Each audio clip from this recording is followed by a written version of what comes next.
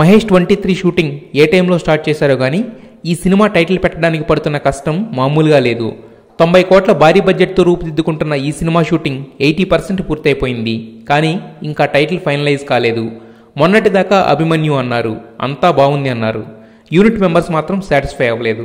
ఇక రీసెంట్గా అయితే స్పైడర్ అంటే అన్ని రకాలుగా బాగుంటుందని టీం ఫిక్స్ అయింది. కాకపోతే హాలీవుడ్లో స్పైడర్ మ్యాన్ పై వరల్డ్ వైడ్ పేటెంట్ కలిగిన ప్రొడక్షన్ హౌస్ దగ్గర నుండి పర్మిషన్ తీసుకోవాలి. మహేష్ బాబు లాంటి స్టార్కి ఉన్న వాల్యూ వాళ్లకు బాగా తెలుసు కాబట్టి అంత సులభంగా ఇవ్వరు, కోట్లలో డిమాండ్ చేస్తారు. సో అది కూడా డౌటే.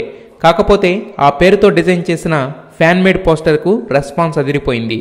అయితే ఇంత కన్ఫ్యూజన్లో ఫస్ట్ లుక్ రిలీజ్ చేయడం కష్టమని ఫీల్ అయిన యూనిట్ మార్చి 22 నుండి వియత్నాంలో జరగబోయే క్రూషియల్ షెడ్యూల్పై ఫోకస్ పెట్టింది.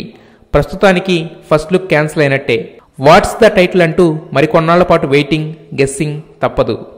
అయితే సినీ ఇండస్ట్రీలో ఇంకోటి ఇలాంటి కొన్ని నమ్మకాలు బాగా ఉంటాయి. జాతకాల సంగతి పక్కన పెట్టండి. వరుసగా ఎవరిదైనా సినిమా హిట్ అవుతే గోల్డెన్ లెగ్ అంటారు, ఏమైనా సినిమాలు ఫ్లాప్ అయితే ఐరన్ లెగ్. నేను చూసాను.